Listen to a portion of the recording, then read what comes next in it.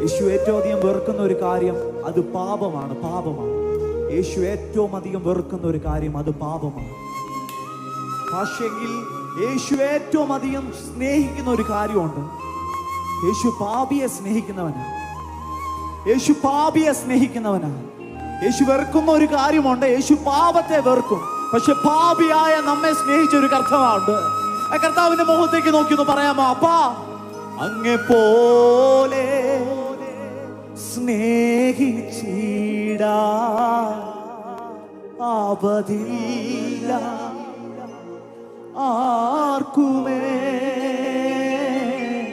അങ്ങേ പോലെ സ്നേഹിച്ചിടാ ആപതില്ല.